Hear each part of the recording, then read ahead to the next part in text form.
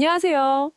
오늘 여러분이 보내주신 자료를 열어보고, 와, 정말 입이 떡 벌어졌어요. 하하, 어떤 부분에서 그렇게 놀라셨어요? 지금이 2026년 2월 19일인데, 코스피 지수가 5,677. 네, 사상 최고치를 매일 갈아치우고 있죠. 그렇죠. 그런데 동시에 환율은 1,445원을 넘어섰단 말이에요. 맞아요. 보통 지수가 이렇게 오르면 환율은 좀 안정되는 게 뭐랄까 교과서 공식이잖아요. 그렇죠. 그게 일반적인 상식인데. 네. 근데 지금 시장은 그 공식을 완전히 비웃는 것 같은 아주 기묘한 상황이에요. 높은 주가지수와 높은 환율의 공존. 이건 과거 경험으로는 정말 설명이 안 되는 현상이죠. 바로 그겁니다. 그래서 오늘 저희는 청취자께서 보내주신 바로 이 자료, 하버드 비즈니스 스쿨 출신 수석 애널리스트가 작성한 2026 상반기 퀀텀 점프, 리스크와 기회의 공존, 이 리포트를 가지고 이 현상 뒤에 숨어있는 핵심 동력을 한번 추적해 보려고 합니다. 아주 좋은 접근이네요. 이 리포트도 현재 상황을 딱 잘라 말해요. 단순한 과열이 아니다. 아, 과열이 아니다. 네, 한국 증시의 근본적인 체질 개선, 그리고 한국 기업들의 글로벌 AI 가치사슬 점유, 이 두 가지 동력이 맞물린 필연적인 결과라고 진단하거든요. 그렇군요. 그러니까 오늘 저희의 목표는 이 복잡하게 얽힌 실타래를 하나하나 풀어서 그래서 방향이 어디냐 이 질문에 좀 명쾌한 답을 찾아보는 겁니다. 좋습니다. 그럼 그 실타래의 첫 번째 가닥부터 한번 풀어보죠. 리포트가 제시한 오늘자 시장 데이터요. 네, 현장 증거부터 보죠. 코스피 5677.25 사상 최고치고요. 네. 코스닥은 1160.71인데 이건 정부의 밸류업 프로그램 같은 정책 수혜의 기대감이 아주 강하게 반영된 걸로 리포트는 보고 있어요. 아, 정책 효과군요. 그리고 문제 USD KRW 환율 1445.89원. 리포트는 이걸 수출 우위형 고환율이라는 조금은 낯선 이름으로 부르네요. 바로 그 지점이에요. 예전에는 환율이 1,400원만 넘어도 막 위기다 신문 일면 나오고 그랬잖아요. 그렇죠. 외국인 자금 빠져나간다 큰일 났다. 네. 그게 거의 공식이었는데 지금은 왜 그 공식이 깨진 걸까요? 그게 바로 이번 상승장의 가장 큰 미스테리이자 핵심인 거죠. 리포트는 지금의 고환율을 더 이상 리스크가 아니라고 봐요. 리스크가 아니다. 네, 오히려 한국 기업들의 달러 창출 능력이 얼마나 대단한지를 보여주는 증거라고 해석해요. 와. 즉, 원화 가치가 약세인 상황이 주는 그 불안감을 압도하고도 남을 만큼 우리 기업들이 앞으로 벌어들일 달러의 양이 어마어마할 거라는 그 시장의 믿음이 지수를 끌어올리고 있다는 거죠. 아, 잠시만요. 그 지점이 정말 소름 돋네요. 네네, 그러니까 고환율이 과거에는 우리 경제의 아킬레스건이었는데 지금은 오히려 우리 기업들한테 부스터 역할을 하고 있다는 거잖아요. 정확히 보셨어요. 약점이 강점으로 바뀌는 말 그대로 패러다임의 전환입니다. 패러다임의 전환. 네, 그 강력한 증거가 바로 선물 시장의 미결제 약정 데이터예요. 오늘자 미결제 약정이 20만 6,364계약인데 꾸준히 늘고 있어요. 이 미결제 약정이 늘면서 지수가 오른다는 게 정말 중요한 신호거든요. 미결제 약정. 용어가 조금 어려운데요. 쉽게 좀 풀어주실 수 있나요? 물론이죠. 아주 쉽게 말해서 시장에 새로 들어온 판돈의 총액이라고 보시면 돼요. 아, 판돈. 네, 미결제 약정이 는다는 건 기존에 있던 선수들끼리 침만 주고받는 게 아니라는 거예요. 새로운 사람들이 이 판은 더 커지겠는데 하면서 계속 지갑을 열고 테이블에 앉고 있다는 뜻입니다. 아, 이제 완벽하게 이해됐어요. 판돈의 총액 자체가 커지고 있다. 이건 정말 강한 신호네요. 그렇죠. 우리 시장 내부의 힘은 확인이 됐는데 사실 아무리 우리가 잘해도 미국 연준이 재채기 한 번 하면 우리는 독감에 걸리잖아요. 하하, 그렇죠. 제일 중요하죠. 이 모든 상황을 지켜보는 연준은 지금 무슨 생각을 하고 있을까요?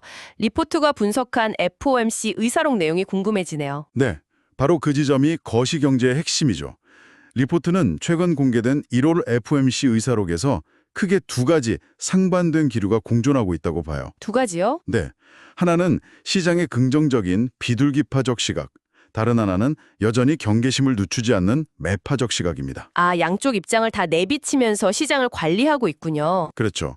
먼저 긍정적인 면, 그러니까 기회 요인을 보면 연준 위원들이 미국 경제가 생각보다 훨씬 튼튼하다고 인정한 거예요. 생각보다 강하다. 네, 그래서 2026년 GDP 성장추도 올려잡았고요.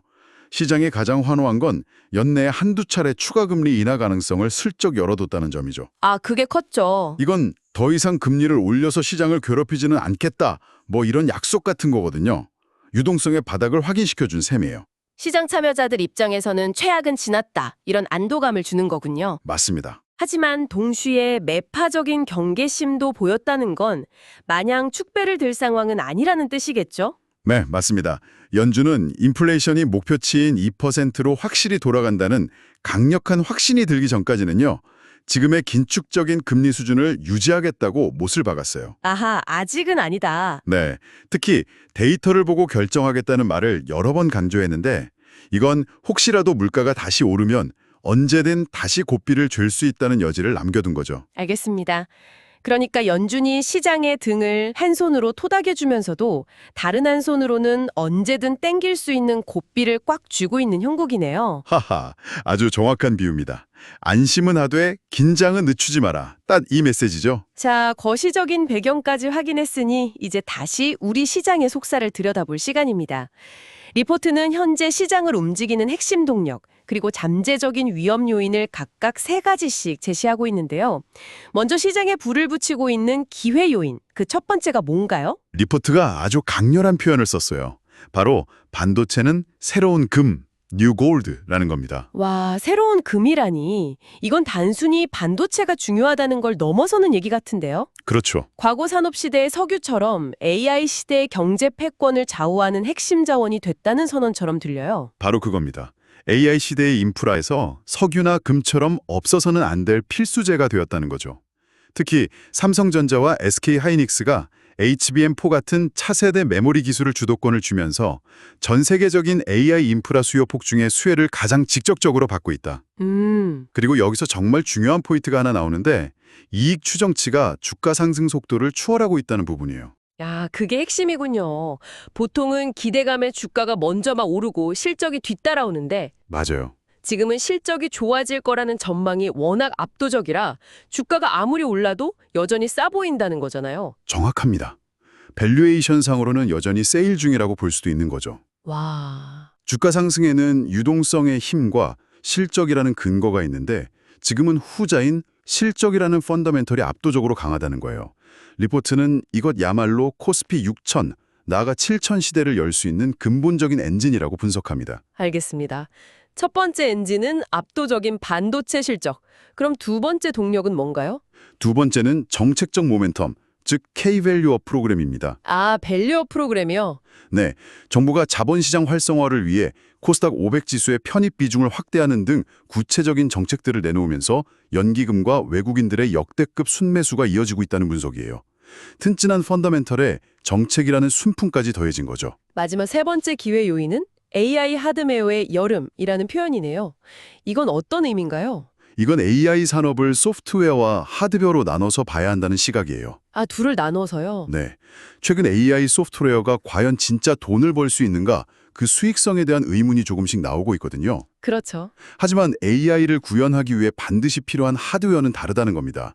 예를 들면 데이터 센터에 전력을 공급하는 전력기기, 송전망, 그리고 유리기판 같은 것들이요. 그거 꼭 19세기 골드러시 같네요.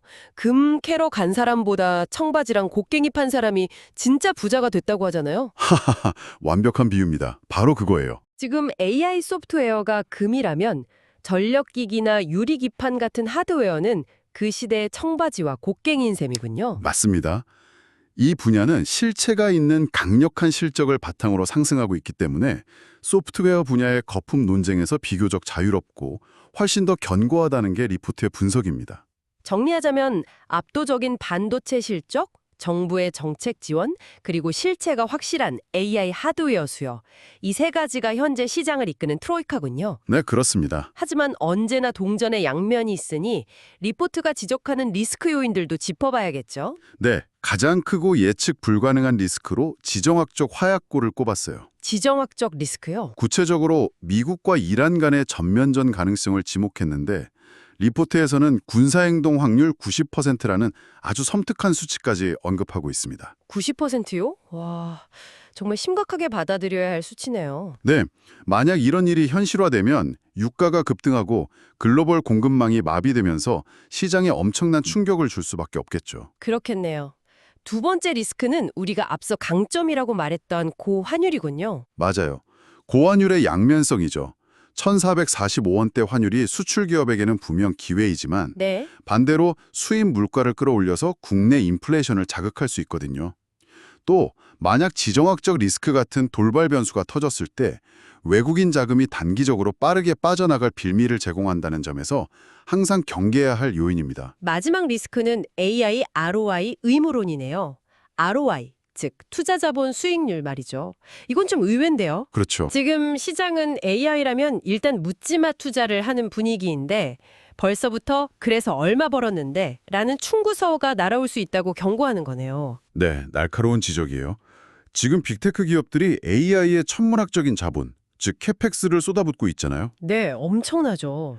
그런데 이 막대한 투자에 비해 실제 매출이 발생하는 속도가 시장의 기대에 미치지 못할 경우 하반기부터는 AI도 결국 돈을 벌어야 한다라는 압박이 거세질 수 있다는 경고입니다. 아, 꿈만으로 주가가 오르던 시기가 끝나고 숫자를 증명해야 하는 시간이 왔을 때 그 시험을 통과하지 못하면 지금의 기대감이 빠르게 식을 수도 있다는 거죠. 자, 그럼 이 모든 분석을 바탕으로 청취자께서 실제 투자에 참고할 만한 전략은 무엇일까요?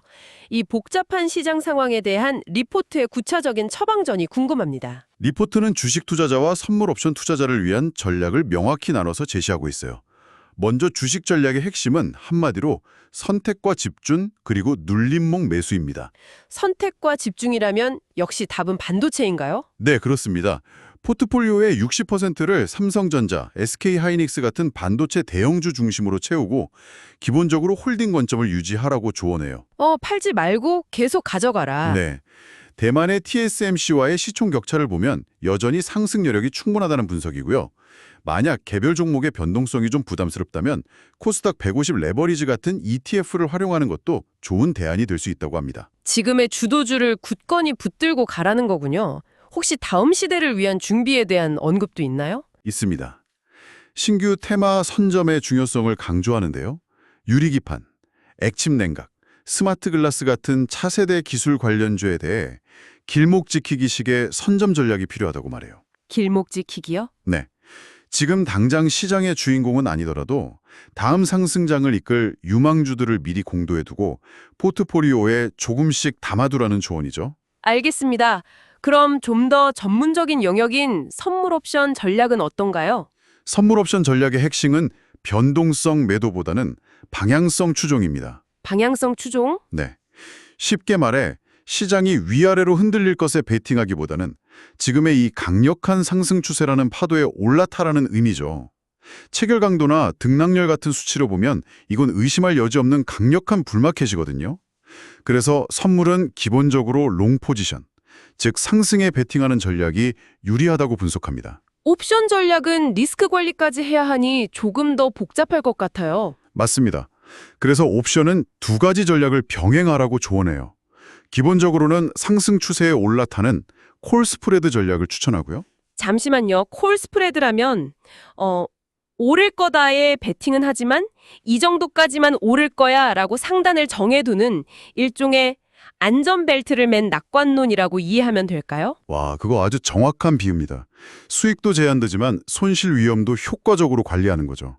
그리고 여기에 더해서 앞서 언급된 지정학적 리스크 같은 예측 불가능한 상황에 대비하기 위한 해지 목적으로 소량의 외가격 풋옵션 매수를 보험처럼 병행하라고 제안하고 있어요. 아, 만약을 대비한 저렴한 보험이군요. 네, 바로 그런 셈이죠. 자, 오늘 정말 숨가쁘게 달려왔네요.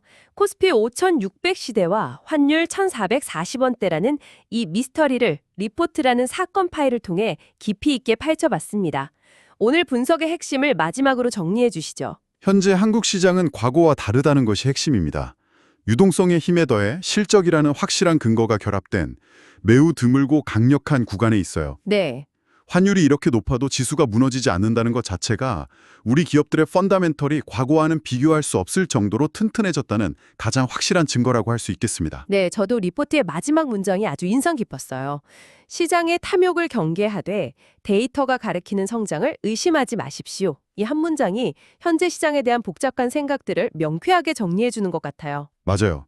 그래서 리포트의 최종 조언도 명확합니다.